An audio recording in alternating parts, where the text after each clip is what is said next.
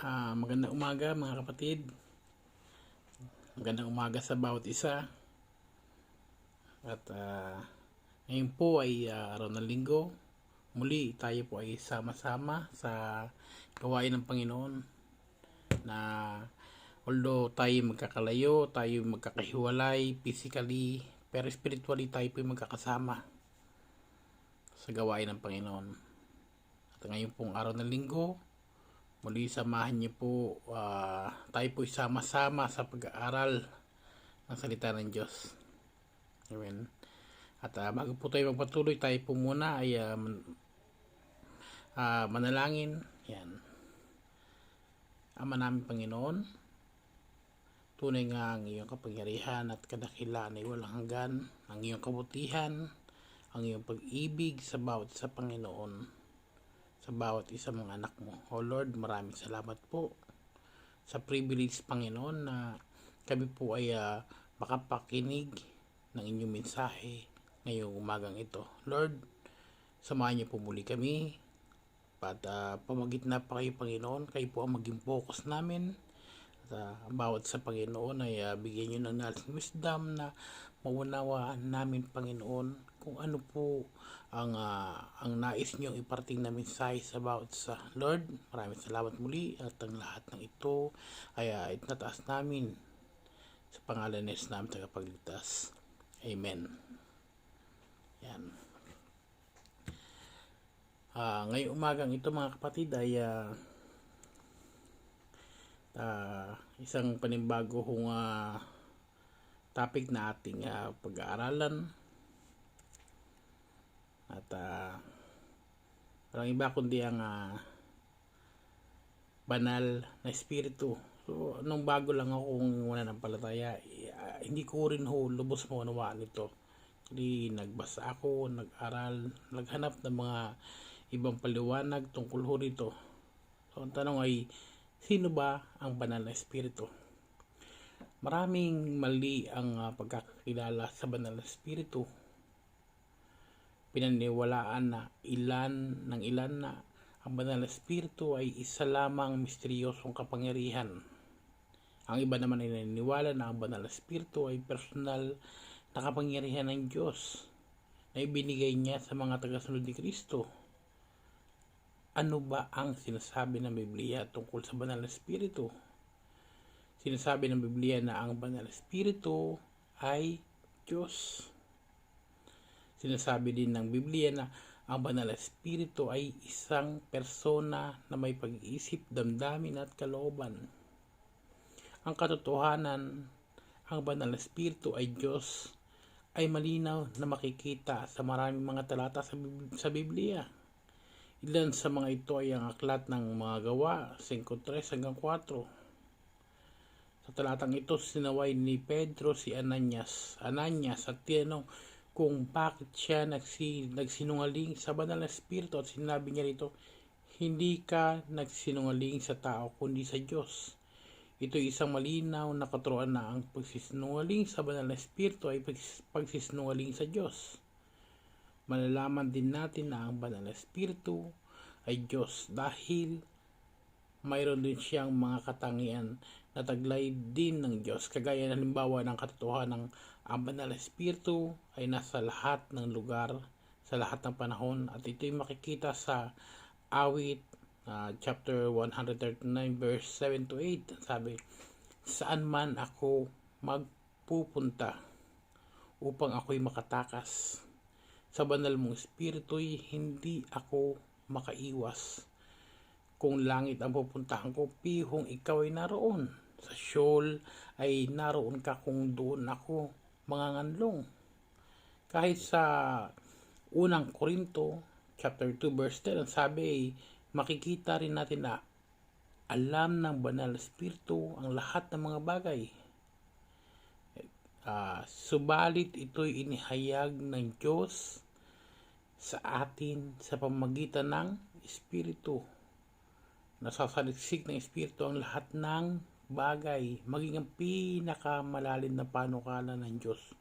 Walang nakakaalam sa iniisip ng tao maliban sa kanyang sariling espiritu. Ganun din naman, walang nakakaalam sa mga iniisip ng Diyos kundi ang Espiritu ng Diyos. Di ba? Nalalaman natin na ang banal na Espiritu ay isa ring persona. Dahil mayroon siyang pag-iisip, damdamin at kalooban. Ang banal na Espiritu ay nag-iisip at nakakaunawa.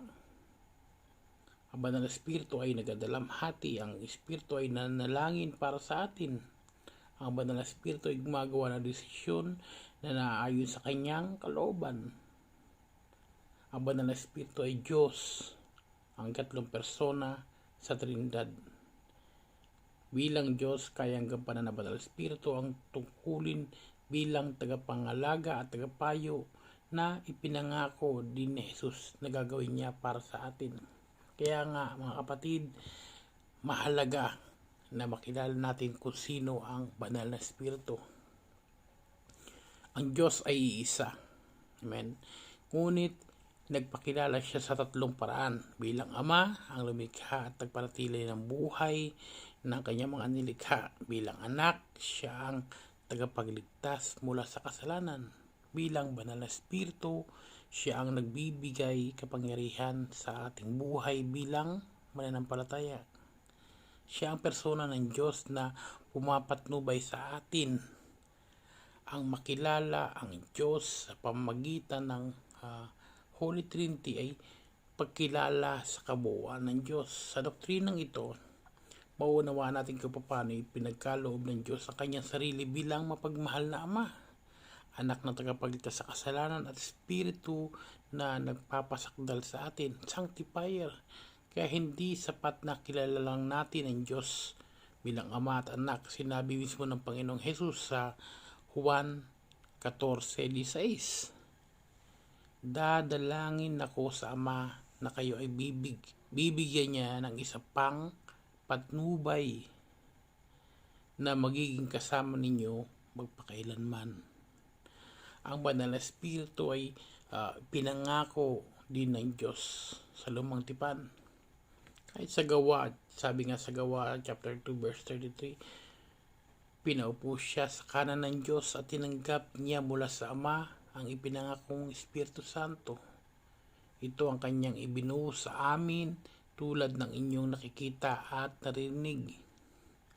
Ganon din sa Ezekiel 36 verse 27, and I will put my spirit in you and move you to follow my decrees and be careful to keep my law. Sa Tagalog, bibigyan ko kayo ng aking espiritu upang makalakad kayo ayon sa aking mga tutunin at masunod ninyo mabuti ang aking mga utos. Kaya ang kapatid, kapag wala sa buhay mo ang Holy Spirit, ang banal na Espiritu, hindi ka makakapamuhay ng ayon sa kalooban ng Diyos. Hindi mo masusunod ang utos ng Diyos. Hindi mo magagawa ang kanyang mga utos. Hindi mo magagawa mabuti ang kanyang mga utos. Kasi wala sa iyong Holy Spirit, at ang Holy Spirit, yun ang naggagabay, nagbibigay sa atin ng kalakasan na gawin kung ano ang kalooban ng Diyos. Amen? Sabi rin sa Joel chapter 3 verse 28, and afterward I will pour out my spirit on all people.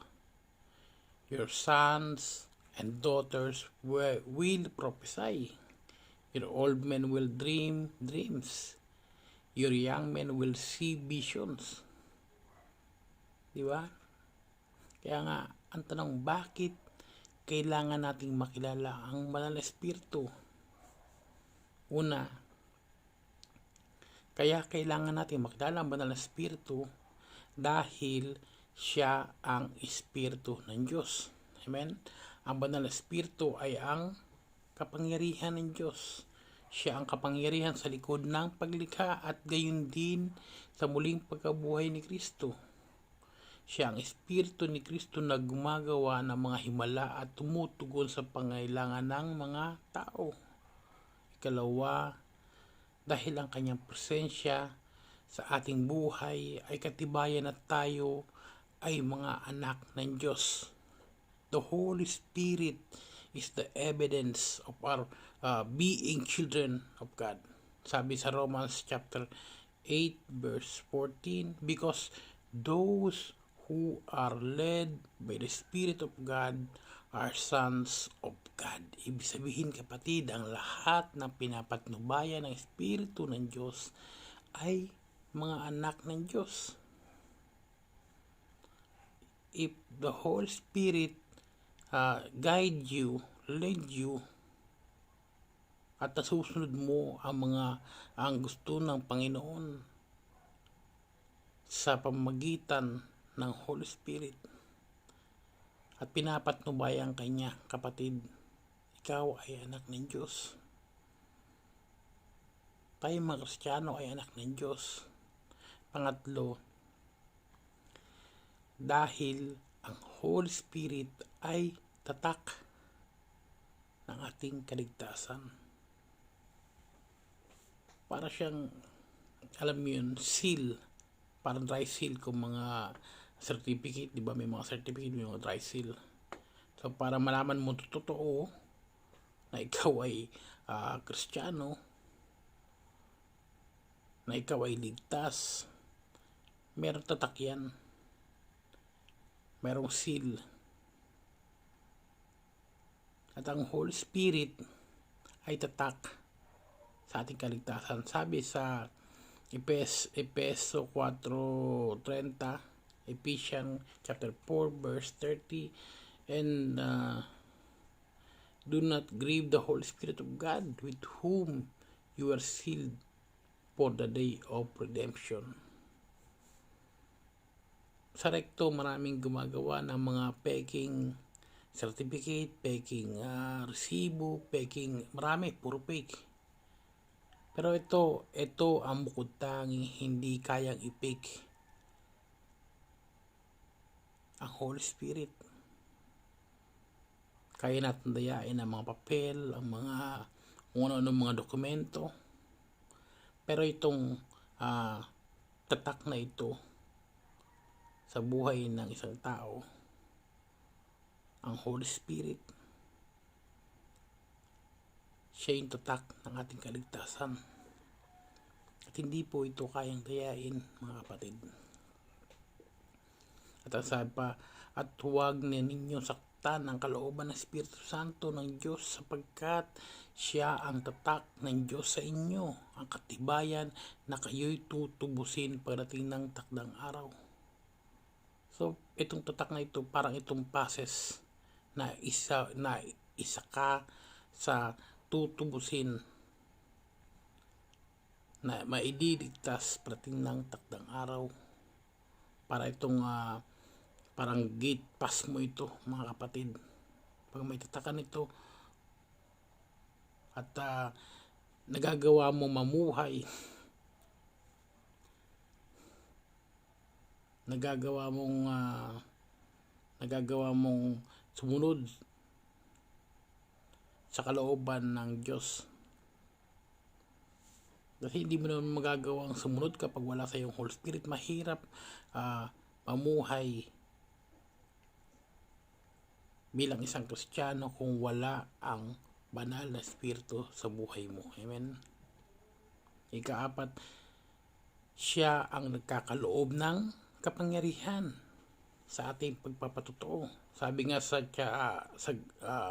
Acts chapter 1 verse 8, but you will receive power when the Holy Spirit comes on you, and you will be my witnesses in Jerusalem and in all Judea and Samaria and to the end of the earth.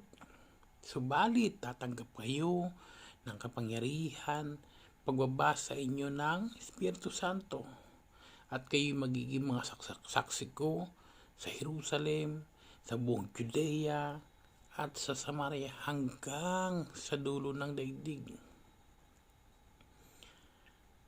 Last 2 weeks ago, na-invite ako mag-speak sa isang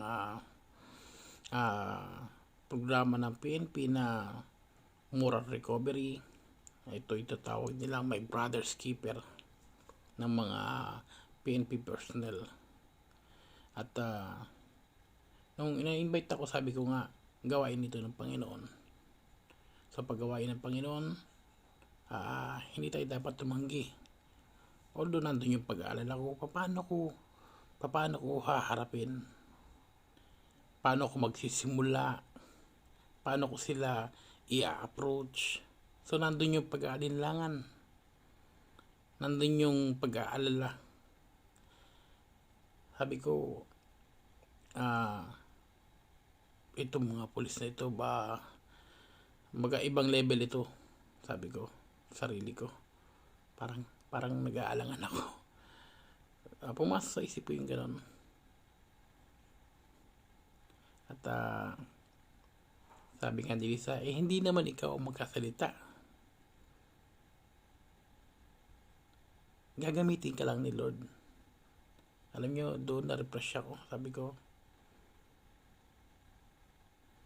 minsan tayo mga tao nakakalimut, tayo mga Kristiyano nakakalimut na may mga bagay na kailangan natin gawin kasi iniutos sa atin ng Panginoon. At bilang tao may mga kahinaan, may mga limitation. Pero ang Panginoon ay walang limitasyon. Amen? Wala pong limitasyon ng Panginoon. At kaya niyang ibigay ang anuman pangailangan natin. At katulad nga ng araw na yun, nung start, parang nag-alangan ako, tapos nung malipas siguro mga 5 minuto, ay naging maganda tuloy-tuloy. Sabi pa nga sa Bible yung pangangaral nila Pablo, bold, strong and bold. Tumatapang na nangangaral. At nagawa ko yun hindi dahil sa ako, kasi mahina ako, hindi ko kaya yun. Pero nagawa ko makapag-share ng salita ng Diyos sa mga pulis sa pamamagitan ng Holy Spirit. Holy Spirit give us knowledge and wisdom. Siya yung nagbibigay sa atin ng pangunawa at kaalaman. Kasi hindi natin magagawa kung hindi dahil sa Kanya. Kaya nga, pag may pinapagawa ang Diyos sa atin at nag-aalinlangan tayo, naalala ko yung kwento ni Moises na pinapunta siya ng Panginoon sa Pero. Hindi niya kaya, di ba? Marami siyang dahilan. Pero hindi naman siya ang magsasalita. Kaya nga sabi niya, hindi ka makapagsalita. Andyan, punta mo sa Aaron. Ang Panginoon ang kikilos, hindi ikaw, kapatid. Kung nag-aalanganin ka na makapag-share sa ibang mga tao, sa pamilya mo, sa mga kakilala mo, sa mga classmate mo, normal bilang isang tao na makaramdam ng pag-aalinlangan. Pero bago ka magsimula, kapatid, ipanalangin mo. Nabigyan ka ng knowledge and wisdom para magawa mo ang nais ng Panginoon. At ang Panginoon ay tapat sa kanyang mga pangako. Kapag humingi ka, ikay bibigyan. Amen. Kaya kung tayo mga Kristiyano ay nag-aalanganin na mag-share, manalangin tayo sa Holy Spirit na bigyan tayo ng knowledge and wisdom para magawa natin kung ano po yung nais ng Panginoon. Kagaya po ng kanyang mga disciple ng Panginoong Jesus. Diba? Wala silang kakayanan. Wala silang mga aral. Hindi sila graduate ng isang mataas na universidad. Kung may graduate man sa kanila, ilan lang. Diba? Mga disciple ng Panginoong Jesus, mangingisda. Kaya nga, ganito kahalaga ang makilala natin ng Diyos bilang Espiritu Santo. Kung wala sa atin ang Espiritu Santo, wala tayong kapangyarihan upang gampanan ang ating gawain, ang gawain ng Panginoon, ang pag-share. Kaya nga tandaan natin, ang ating gawain ay sa Diyos, hindi sa atin. So kung sa Diyos ang gawain, ang Diyos ang magpo-provide. Amen? Siya yung mag-provide ng kaalaman para magawa mo. Siya rin ang kapangyarihan na mapatnubay sa mga alagad para sa mabungang pagpapahayag ng Ebanghelyo. Meron ako isang kwento tungkol sa isang church. At itong church na ito, may bagong na-assign na pastor. So, pagpapalit na sila ng pastor. So, parating ng pastor, merong service yung church service. Parang kotse yan. May kotse yung church. At ito'y lumang-luma na po mga kapatid. Yung kotse na yan, ay bago mo magamit, kailangan mo nang itulak. So para mag-start, tulak. Kasi hindi siya nag-i-start mga kapatid. So kailangan talaga itulak para mag-start.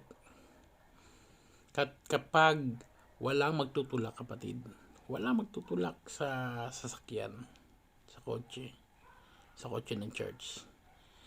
Lagi naman siya naghahanap ng mapaparkingan. Yung pastor na yan na yung daan is pababa. So parang sa ganung paraan na i-start niya yung kotse. Diba? O kaya pinapatulak.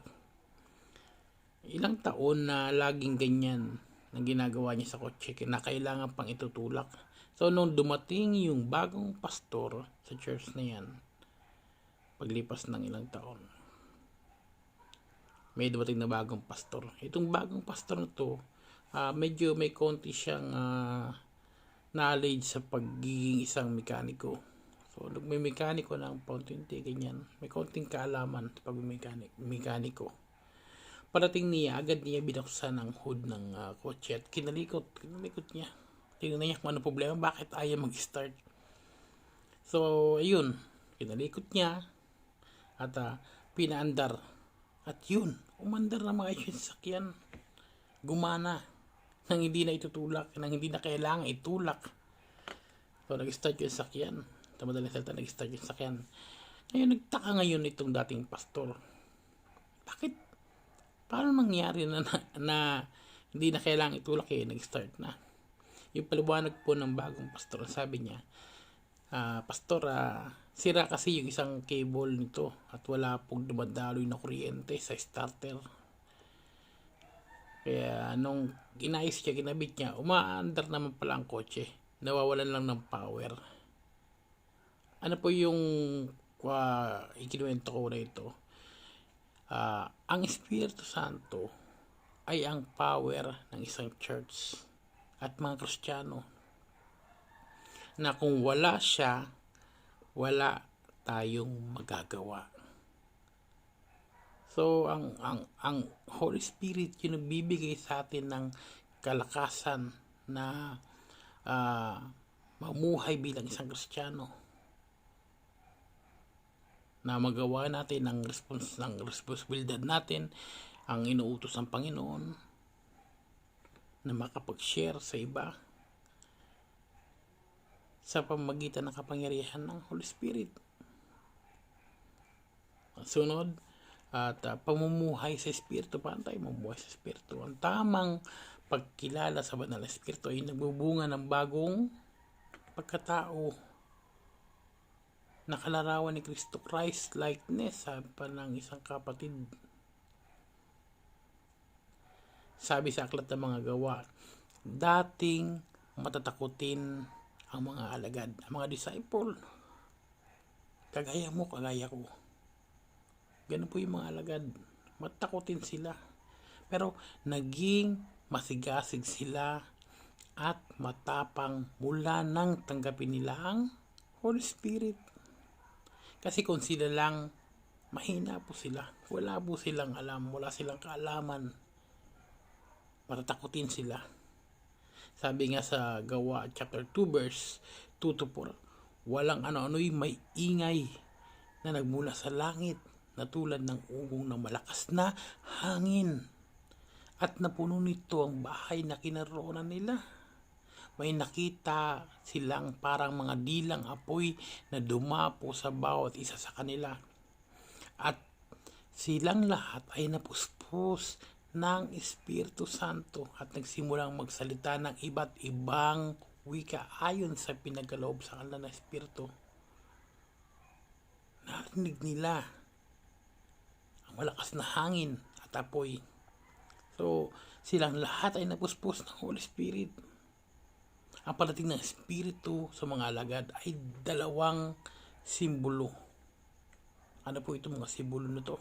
Una, yung hangin, yung malakas na hangin. Ito ang hininga ng buhay.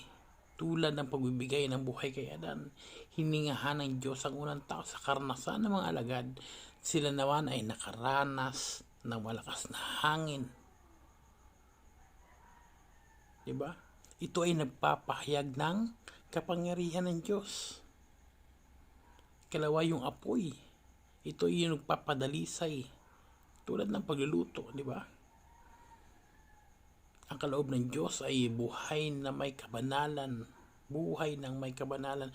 Sa tulong ng Holy Spirit, ang bawat Kristiyano ay nagiging malinis at banal. Sunod, pagkilala sa Espiritu Santo. Sa Holy Spirit. Una, maging bukas sa pagkilos ng Holy Spirit sa tungo ng tunay na pagtugon sa tawag ng Diyos para sa kaligtasan, pananampalataya at ganap na pagsisi. Ito yung conviction, yung desire to be saved, yung faith, yung repentance. Ang pagkilala sa palatin ng Holy Spirit ay makikita sa gawa. Noong tumanggap ang 3,000 sa pangangaral ni Pedro. Ako pinapanalangin ko rin yung ganyan. Tumanggap 3,000 sa pangangaral ni Pedro. Sino ba si Pedro? Pero tingnan nyo, wala siyang alam, wala siyang lakas, wala siyang lakas ng loob. Matakotin siya. Pero dahil sa Holy Spirit, nagawa niyang makapagpahayag sa gitna ng napakaraming tao. Ang sabi nga, di ba, tumanggap yung 3,000. Desire to be saved and conviction ayon sa Gawa chapter 2 verse 37, nabagbag ang kanilang kalooban na marinig ito, kaya't tinanong nila si Pedro at ang ibang mga apostol, mga kapatid, sabi nila, ano ang dapat namin gawin? Tanong ng mga tao. Sila ay nabaghabag sa kanilang mga narinig dahil dito nagtanong sila kung paano sila maliligtas.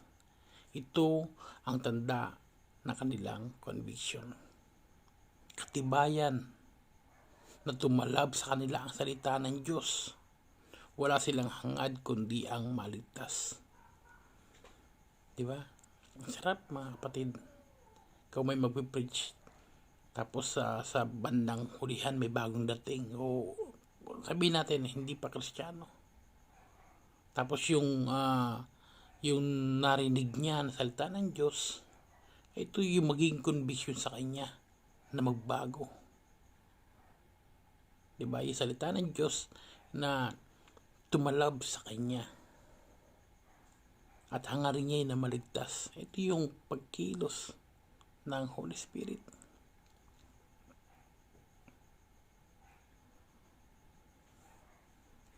Kaya nga sinabihan sila ng mga bagay na dapat nilang gawin. Sinabi ng mga alagad na yung mga bagay na dapat nilang gawin. Kailangan silang sumampalataya kay Jesus bilang Panginoon at Kristo. Ito ay nangangahulugan ng pagkapasakop sa kapangyarihan ni Kristo at pagtanggap sa Kanya bilang tagapagligtas. Katlo, repentance, kailangan na tunay na pagsisi at pagtalikod sa kanilang mga kasalanan. Ang totoong pagsisi, mga kapatid, ay paghahangad ng kapatawaran at pag-aalis sa mga nagagawang kasalanan na nagbubunga ng pagbabagong buhay. Di ba, kung nagsisisi ka, iniiwanan mo na yung dati mong buhay. So nagbabago ka, nag-change course ka na. Ang pagsisi na walang pagtalikod sa kasalanan ay huwad na pananampalataya at walang ibubungang kaligtasan. Pangalawang paraan upang makilala ang banal na espiritu ay sa pamamagitan ng pagsunod sa kalooban ng Diyos. So sabi, pangalawang paraan para makilala ang banal na espiritu ay sa pamamagitan ng pagsunod sa kalooban ng Diyos. So kung ginagawa mo yung kalooban ng Diyos, makikilala mo ang banal na espiritu ay nasa sa iyo. Kasi kung ikaw hindi mo kaya, ay sa Gawa chapter 5 verse 22, saksi kami sa mga bagay na ito. Kami at ang Espiritu Santo na pinagkaloob ng Diyos sa mga tumatalima sa Kanya, sa mga sumusunod sa Kanya. Diba? Pinagkaloob ito ng Diyos sa mga taong sumusunod sa Kanya. Kaya huwag kang matakot na mag-share, kapatid. Kasi ang Panginoon, pag humingi ka ng knowledge and wisdom para makapag-share ka sa ibang tao, ipagkakaloob sa iyo. Gagabayan ka ng Holy Spirit. Kaya nga kailangan tayo sumunod sa mga utos ng Diyos kung nais nating makilala ang Holy Spirit.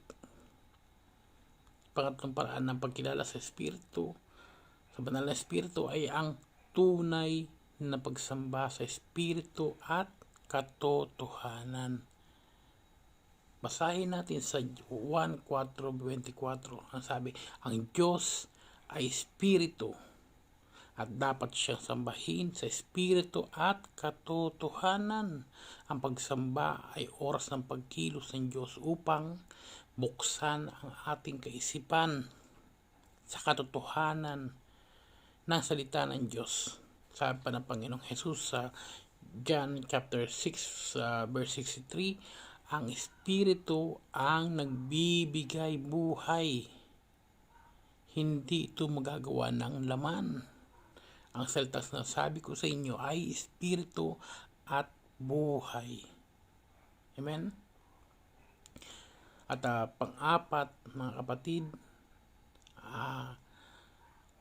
ang paghahangad ng malinis na puso at paghiling na pagkalooban ng Holy Spirit ng Diyos. Basahin natin sa Awit chapter 51 verse 10 to 11. Isang pusong tapat sa aking likhain, bigyan mo o Diyos ng bagong damdamin sa iyong harapan. Huwag mo akong alisin, ang Espiritu mo ang papaghariin. Yan po yung panalangin ni Haring David na nawa sa isang Kristiyano ang banal na Espiritu ang maghari sa buhay niya. Diba? Para magawa niyan tama, maayos ang buhay niya ng kalugod-lugod sa paningin ng Diyos. Kalima, ang kailangan upang makilala ang Espiritu ay sa pamamagitan ng pamumuhay sa Espiritu na sa halip sa laman. Sabi nga sa Roma chapter 8 verse 5, ang mga namumuhay ayon sa hilig ng laman ay walang pinapahalagahan kundi ang mga bagay na ukol sa laman. Ngunit ang namumuhay ayon sa Espiritu ay nagpapahalaga sa mga bagay na espiritual. So kung ang priorities mo, ang ginagawa mo ay yung tawag lang ng iyong laman, ng makamundo, so you're living with the Word.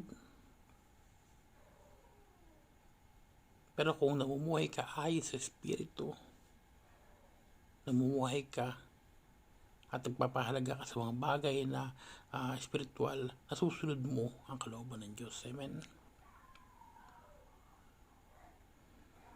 Mga kapatid, sa pamumuhay natin bilang mga Kristiyano,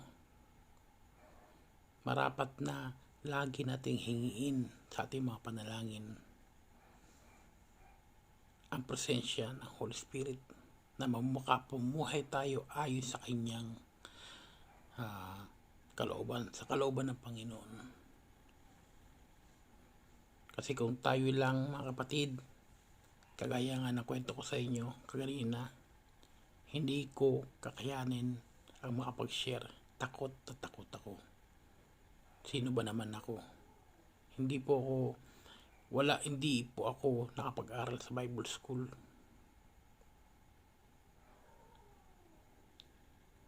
Wala pong makakapagsabi na kanyang sarili na magaling ako, alam ko na ang Bible, kaya ko na mag-share.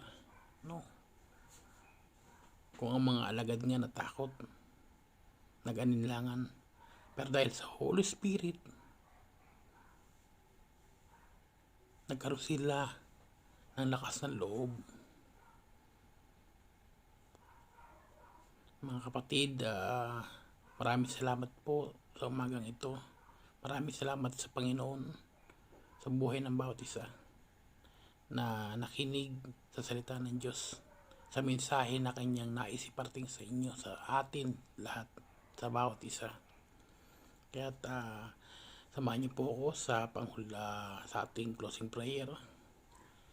Yes Lord, maraming salamat po Panginoon sa oras na ito Panginoon, na kami po Panginoon nagkasama-sama sa Espiritu at katotohanan Panginoon. Lord, maraming salamat po na kami po ay dapat na mamuhay ayon sa inyong kalooban at makapag-share sa aming kapwa Panginoon, na kung kami po'y nag-aalinlangan, kung kami po'y may takot, Lord, na dapat manalangin lang kami sa inyo, humingi kami ng knowledge, wisdom, i-guide po kami ng Holy Spirit, O Lord, sa aming gagawin, na magkaroon kami ng kalakasan ng loob na makapagpahayag ng inyong mga salita, Lord. Maraming salamat po muli, Panginoon. Ang lahat ng ito itataas namin sa pangalan ng Yesus namin tagapagligtas. Amen. Amen. Maraming salamat mga kapatid. Isang magandang umaga sa bawat isa.